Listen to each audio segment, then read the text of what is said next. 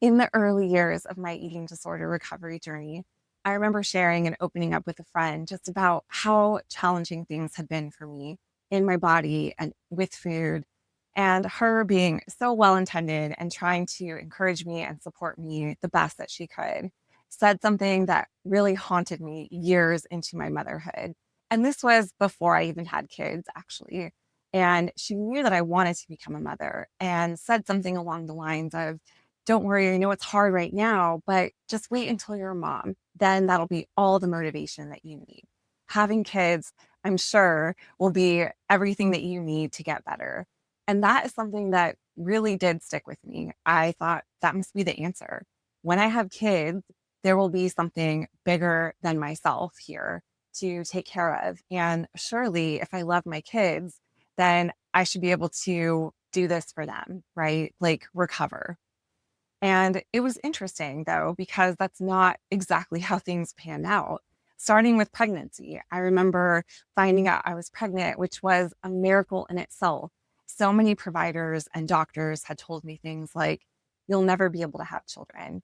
There's too much damage to my body from my eating disorder that they thought would prevent me from ever having children. And to all of our surprise, I did get pregnant. And I thought, surely pregnancy will change my outlook about myself, about my body, and I will want to get better to take care of myself for my child.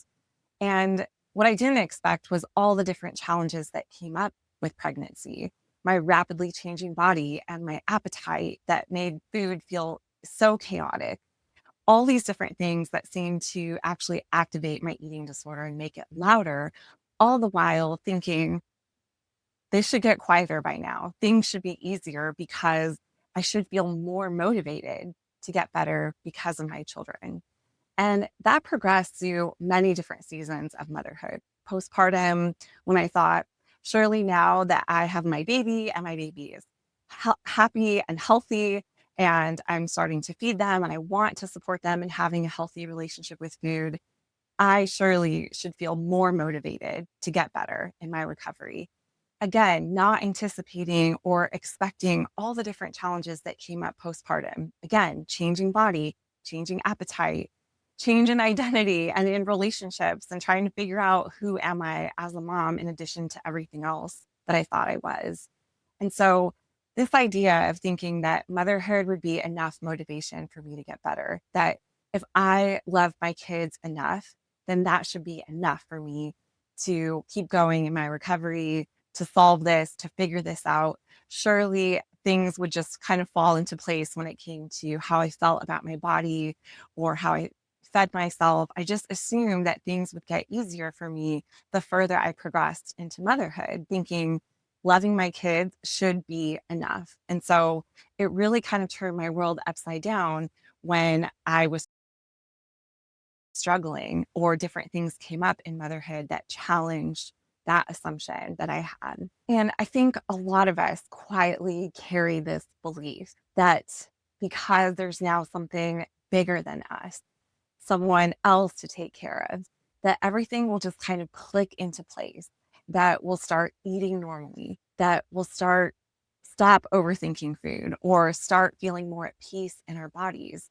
because we care so much. We love our kids so much. We want to do it for them. We want to be healthy. We want to be a good role model for them. And so it makes sense that that's the belief and the hope that we hold on to.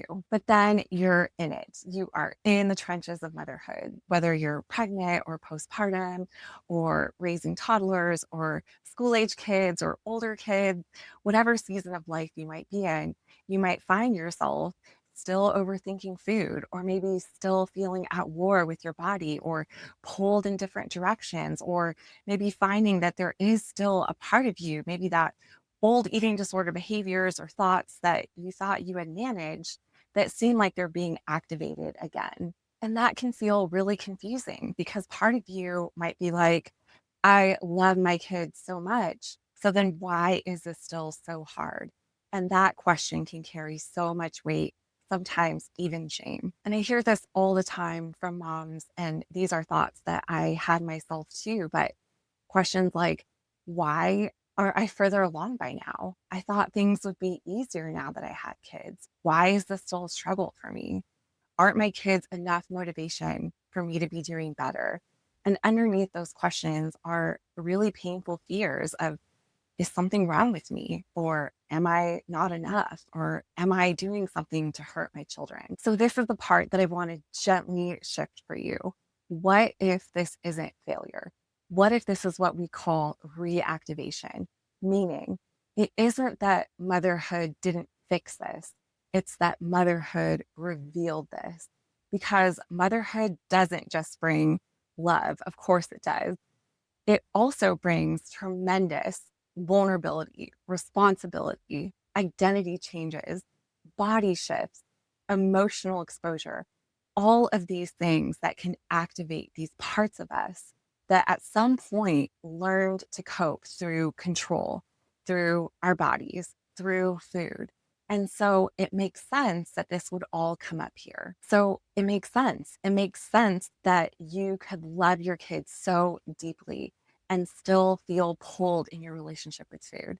It makes sense that you can desperately want to show up differently with how you're parenting your kids and still feel like this is so hard. It all makes sense. And those things can exist together. It's not that you don't want this badly enough, it's that something deeper is being activated. And I want to say this really clearly. You do not have to be fully healed to be a good mother.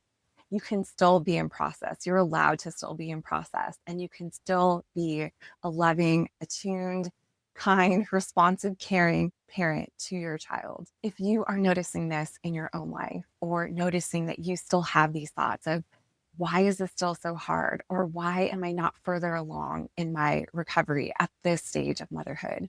I want you to know that you are not alone and there's nothing wrong with you.